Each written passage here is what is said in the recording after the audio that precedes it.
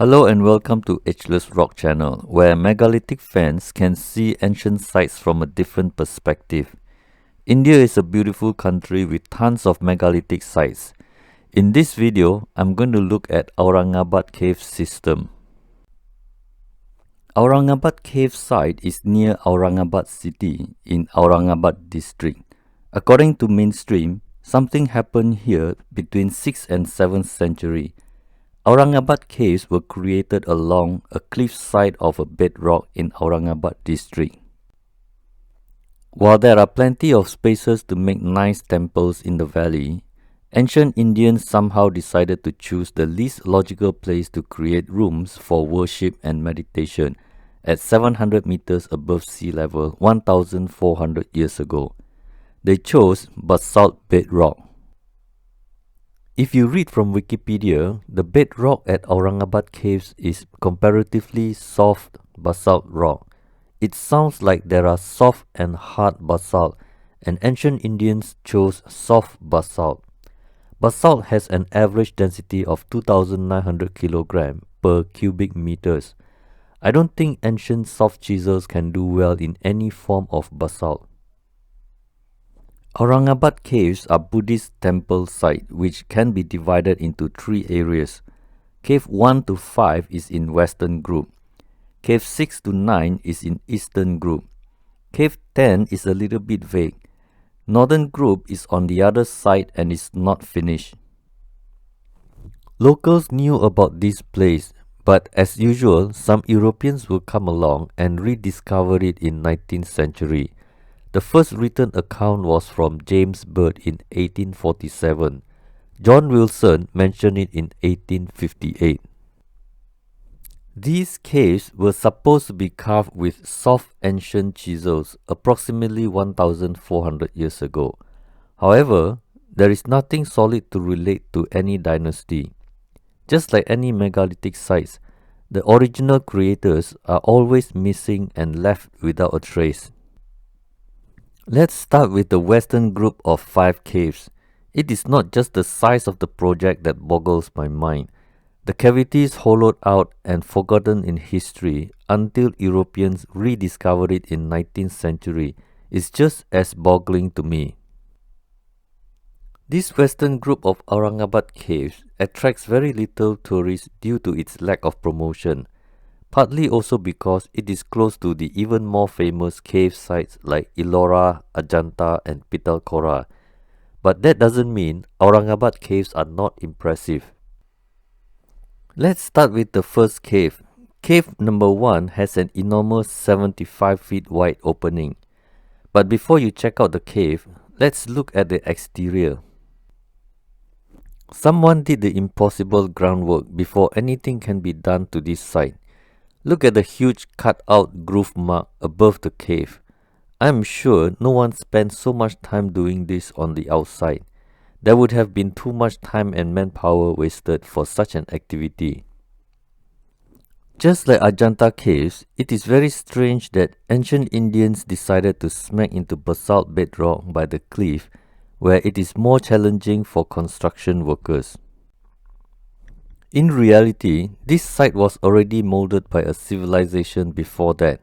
The unknown ancient builders were the ones responsible for the impossible striations above the caves by the bedrock cliff. The tool mark shows horizontal striations.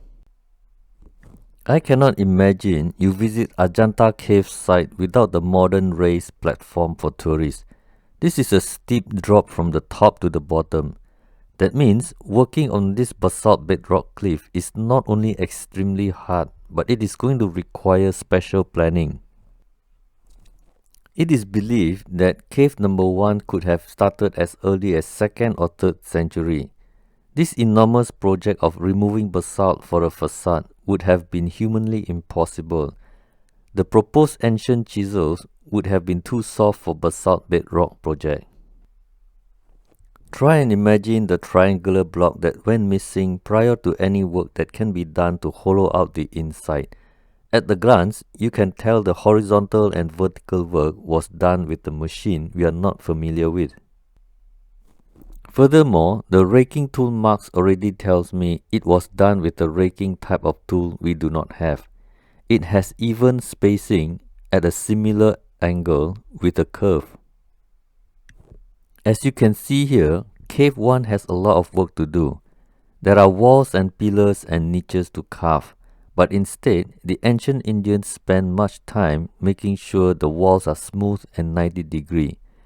These were done by tools that slice the bedrock like butter.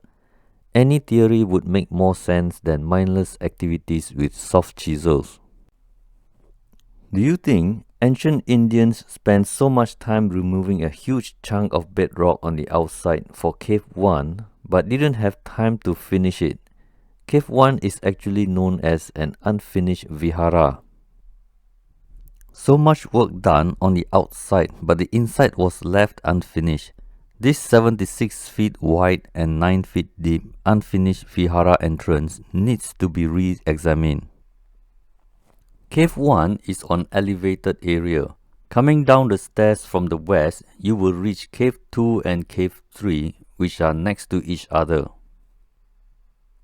Cave 2 is like a not impressive cave, but it is still amazing to me. I have to wonder how a big chunk of bedrock was sliced out and what happened to the bedrock. An Indian archaeologist by the name Ghulam Yazdani wrote that the artist only worked on hard rock. In case the rock turned out to be soft, the work will be abandoned. That is why there are many incomplete carvings. I think this argument is opposite to common sense. If there is such a thing as soft basalt, then this should be a preferred choice. The entire bedrock was chosen and carvers were very much like employees. They don't get to decide how challenging the bedrock had to be for them to start and finish. It is wrong to assume that cutting bedrock was done by devotees. If it was done by humans, very likely they were any strong and robust Indians who were well paid, got the job done, while devotees were praying in a wooden temple waiting for completion. But look at the long and straight striations. They are not chisel marks. They are done by a machine that seems to rake the bedrock as if they were soft like clay. The most impressive carving here is a 9 feet tall sitting Buddha with his feet on lotus pedestal. Try and imagine those who carved this were rather disappointed that the bedrock wasn't hard enough for them to chisel. So, when you visit this site, bring along a chisel. Smack the bedrock and find out if it is soft or hard basalt. If it is soft, chisel yourself an apartment and you will never have to pay mortgage. Well, that's all for now and see you in part 2 and have a wonderful day. Acha, Jai Hind, goodbye.